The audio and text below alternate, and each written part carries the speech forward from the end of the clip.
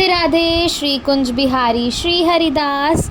तो कल है श्री स्वामी हरिदास जी महाराज जी की जयंती। तो आप सभी भक्तों को श्री हरिदास महाराज जी की जयंती की ढेरों शुभकामनाएं और राधा अष्टमी की ढेरों शुभकामनाएं।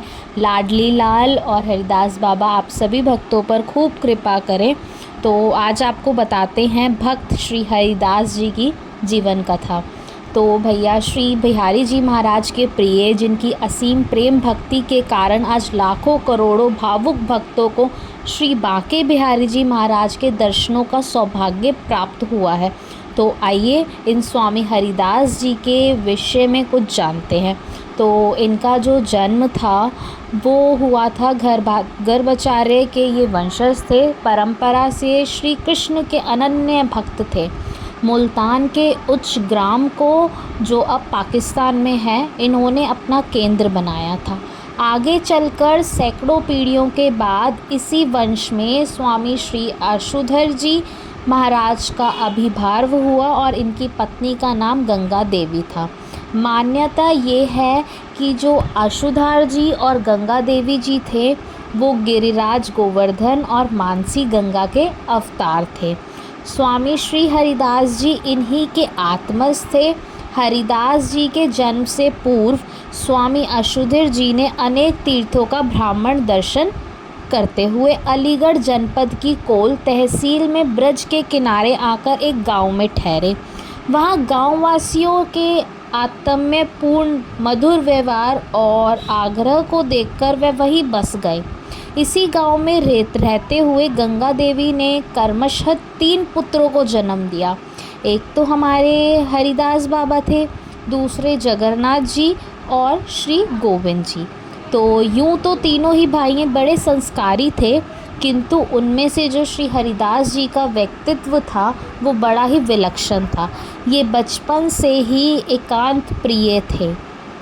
अनासक्त भाव से भागवत भजन में लीन रहने से इन्हें बड़ा सुख मिलता था और श्री हरिदास जी का कंठ बड़ा ही मधुर था।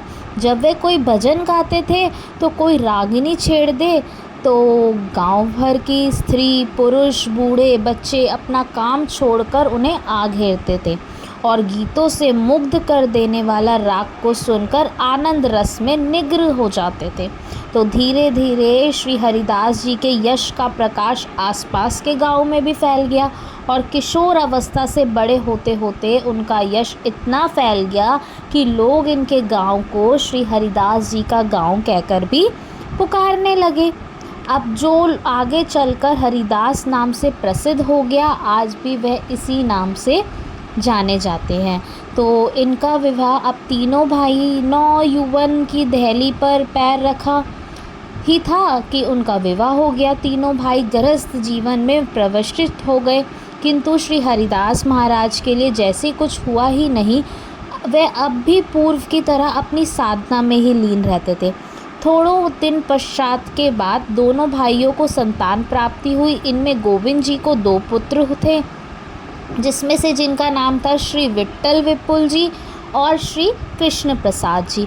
श्री स्वामी हरिदास जी की आसक्ति तो केवल अपने श्यामा कुंज बिहारी में थी, परंतु अपने भतीजों से भी उन्हें स्नेह था, क्योंकि वे सब भी संस्कारी थे। श्री हरि से उनका नाम प्रेम था, इसलिए वे सदा उन्हें हरि भक्ति का ही उपदेश देते थे। अब इनकी पत्नी का त्याग कैसे करा? हरिदास जी की पत्नी का नाम क्या था? हरिमती था। एक दिन हरिमती जी से गंगा देवी ने कहा, बेटी मैं तेरी पीड़ा समझती हूँ, पर क्या करूँ, कुछ कह नहीं सकती। मुझे भय लगता है कि कहाँ सुनी करने से कहीं वह घर छोड़कर चला ना जाए। हरिमती जी ने गंभीर स्वर में कहा, माता जी मुझे वह पीड़ा तनिक भी नहीं है जिनका अनुमान आप लगा रही हैं। मैं तो ये सोचकर दुखी हूँ कि इन्होंने मुझे अपनी भक्ति मार्ग की बाधा समझ लिया है। गंगा देवी ने कहा, तो फिर तुम आज हरिदास से खुद बात कर देखो। अब रात्रि का समय था, चारों ओर चंद्रमा का प्रकाश फैला हुआ था। हरिदास जी अपने कक्ष में साधना लीन थे। तभी हल्की सी आहट से एक दरवाज़ा खोलकर हरिमती जी उन्हें प्रवेश किया। हरिदास जी ने आंखें खोली तो उन्हें पास जलते दीपक के मंद प्रकाश में हरिमती जी दिखाई दी। आप अभी तक सोई नहीं? हरिदास जी ने पूछा। हे प्राणनाथ, मैं आपकी अनुगामिनी हूँ, आप जागे और मैं सोऊं, हरिमती जी ने उत्तर दिया। तो तुम भी अपने कक्ष में जाकर श्री हरि की आराधना करो, हरिदास जी ने समझाया। आप जिस भी लक्ष्य की ओर बढ़ोगे, मैं आपको वचन देती हूँ कि मैं सदा आपके पीछे रहूँगी। हरिदास जी ने एक क्षण सोचकर कहा, इसका प्रमाण। इतना सुनते ही हरिमती जी के मुखमंडल पर तेज आ गया। उन्होंने वह जलते हुए दीपक से हाथ जोड़कर कहा, हे अग्निदेव, स्वामी प्रमाण मांग रहे हैं, मेरी कुछ सहायता करो। उसी क्षण दीपक में से दिव्य ज्योति प्रकट हुई और उसने हरिमती जी की देह को हरिदास जी के चरणों में विलीन कर दिया। कुछ देर बाद परिवार के अन्य सदस्य भी वहां आ गए। हरिदास जी ने सब कुछ दिया, किंतु उनके माता पिता के अतिरिक्त किसी को भी इस बात का विश्वास नहीं हुआ। अब उन्होंने अपना घर कैसे त्यागा और वृंदावन गमन कैसे किया? तो भैया, जो वर्तमान में हरिमती जी की समाधि है, विजय सती की समाधि के नाम से वृंदावन के विद्यापीठ चौराहे पर बनी हुई है। पत्नी के शरीर त्याग के उपरांत हरिदास जी अपनी मंजिल तक पहुंचने के लिए अत्यंत व्याकुल हो उठे।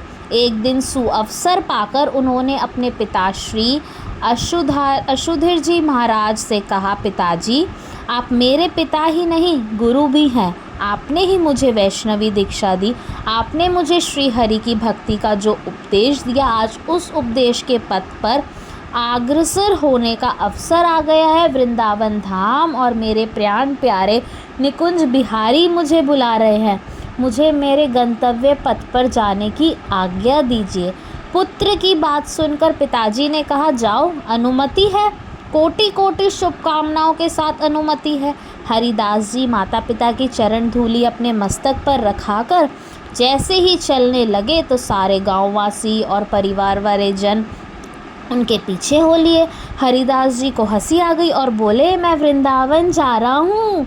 देखे हैं तुम लोगों ने, वहाँ घोर जंगल है, हिंसक जानवर है, आप थोड़े दिन और यहीं रहिए, जैसे ही कुछ इंतज़ाम हो जाएगा तो आप लोग भी आ जाना। हरिदास जी जाते समय अपने भाई गोविंद को माता पिता और अपने आराध्य राधा रमण की सेवा का भार सौंपते गए। गोविंद जी का बड़ा पुत्र विट्ठल विपुल हरिदास जी के पीछे पीछे चल दिया। हरिदास जी ने उसका प्रेम और सेवा भाव देखकर उसे अपने साथ ही रहने दिया। अब 25 वर्ष की अवस्था में श्री यमुना जी को पार करके उनके किनारे, जहां आज निधिवन जी हैं, उसी स्थान पर साधनारत हो गए। अब बाके बिहारी जी कैसे प्रकट हुए? अब श्री हरिदास जी के वृंदावन पहुंचते ही वृंदावन का दिव्य स्वरूप प्रकट हो गया। इस दिव्य मनोहर वातावरण में स्वामी श्री हरिदास जी जब तानपुर लेकर संगीत शुरू करे तो संपूर्ण वृंदावन झूमने लगता और कुंजों के भीतर से निकलकर नुपुरों की समुंदर इनकार विट्ठल विपुल जी को आश्चर्यचकित कर देती। वे सोचने लगते कि ये तो स्वामी जी के तानपुरे की ही झनकार नहीं है, फिर ये ध्वनि कैसी है और कहाँ से आ रही है। एक दो बार उन्होंने स्वामी जी से पूछा तो स्वामी जी ने उत्तर दिया कि समय आने पर सब समझ जाओगे। इधर गोविंद जी ने सोचा कि कई वर्ष हो गए विट्ठल विपुल वापस नहीं आया, उनका हृदय पुत्र वियोग से व्याकुल हो गया। पुत्र से मिलने की इच्छा से अधीर होकर जैसे ही वे वृंदावन जाने के लिए तैयार हुए तो उनके पिताजी ने उन्हें रोक दिया और उनके स्थान पर उनके दूसरे भाई जगन्नाथ जी को वृंदावन भेज दिया। अब जगन्नाथ जी जब वृंदावन पहुँचे तो उन्होंने लताओं से घिरे हुए निकुंज के द्वार पर तानपुरा बजाते हुए श्री स्वामी हरिदास जी महाराज और विट्ठल विपुल जी के दर्शन किए। दोनों ध्यान मग्न थे। कुछ देर बाद जब स्वामी जी की स्थल जगत से वापस लौटे तो उन्होंने जगन्नाथ जी की ओर देखा और कहा, स्थायी रूप से वृंदावन के लिए कब आ रहे हो? उत्तर से जगन्नाथ जी चरणों में लिपट गए और बोले, गुरुदेव, अब मुझे जाने के लिए नहीं कहिए। प्रसन्न होकर स्वामी जी ने कहा, मैं तो चाहता हूँ कि सब प्राणी जल्दी जल्दी इस रस वृंदावन में आ जाए ताकि विभिन्न योनियों के चक्कर काटने से आप बच जाएंगे। और धीरे धीरे बहुत सारे भक्त वृंदावन आने लगे। स्वामी जी जिस निकुंज के द्वार पर बैठकर संगीत की रागनी छेड़ते हैं, उस भीतर कौन विद्वान है जिससे वे एकांत में बात करते हैं, इस कौतूहल ने विट्ठल विपुल जी की कई बार झांक कर देखा, किंतु अंधेरे में तो कुछ दिखाई नहीं देता। एक दिन वो घूमकर ऐसे ही देख आया। इस विषय में उसने जगन्नाथ जी से भी कहा। उन्होंने उत्तर दिया, स्वामी जी की लीला तो स्वामी जी ही जाने महाराज। ये जो भी रहस्य है वह स्वामी जी की कृपा से ही ज्ञान गोचर हो पाएगा। तो उन्होंने एक बार ऐसे ही स्वामी जी के विट्ठल विपुल को अपने पास बुलाया, पूछा, तुम जानते हो आज किसका जन्मदिन है? विट्ठल विपुल जी ने कहा, नहीं। ठीक है, जानना ही अच्छा है। देखो आज तुम्हारा ही जन्मदिन है, इस अवसर पर मैं तुम्हें सौगात देना चाहता हूँ।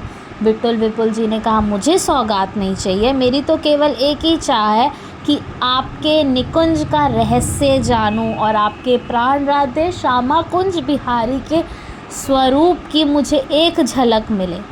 हरिदास जी ने कहा, वही सौगात मैं आज तुम्हें देना चाहता हूँ। अब विट्ठल विपुल तो भैया नाचने लग गए। स्वामी जी की नेत्र मूंद कर बैठ गए। हाथ तानपूरे पर थे। स्वामी जी गाना प्रारंभ करा। नील गौर प्रकाश की किरणें फैलने लगी। हाथ थामे मुस्कुराते हुए श्यामा कुंज बिहारी जी के दर्शन हुए। प्रिय प्रीतम मुस्कुरा रहे थे। गीत समाप्त होते ही प्रिया जी बोली, ललिते, स्वामी जी सब कपाए और भूल गए किशोरी जी, आपकी मधुकरी स्वरूप ही ऐसा है। बिहारी जी बोले, ललिते, तुम्हारी इच्छा पूरी हो, अब हम यहाँ इसी स्वरूप में रहेंगे। स्वामी जी ने विहल होते हुए कहा, प्राणधर, आप ऐसे ही निकुंज के भार आपकी सेवा कैसे होगी? बिहारी जी मुस्कुराए और बोले, सेवा तो लाड प्यार की होगी। समझ गया प्रेम सिंधु मराल। स्वामी जी ने निश्चित होकर कहा, एक प्रार्थना और है प्रभु, आप दोनों कैसी बाकी छवि है, क्या इस अद्भुत रूप सौंदर्य को जगत की आंखें झेल पाएगी? आप दोनों एक ही रूप में हो जाइए, एक रूप जैसे धन दामिनी।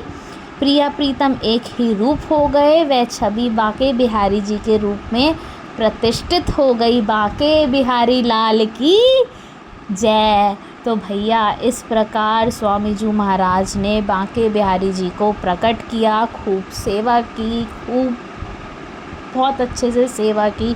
तो अंत में स्वामी जी ने बिहारी दास जी के समक्ष प्यारे प्रियालाल की लीलाओं को उजागर किया और इन्होंने अपने अव्यक्त निकुंज श्यामा श्याम की सेवा का कार्य सौंपकर नित्य लीला में प्रवेश कर लिया।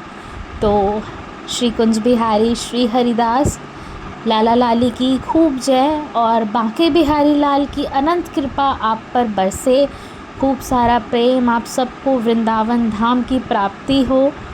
तो ये वीडियो जितना हो सके उतना शेयर करो, लाइक कमेंट शेयर सब करो और कमेंट में कुंज बिहारी श्री हरिदास राधे राधे ज़रूर लिखें। और जिनको हरिदास बाबा के बारे में नहीं पता, ये वीडियो, ये कहानी उन तक ज़रूर पहुँचाएँ। तो खूब सारा प्रेम। राधे राधे। श्री हरिदास।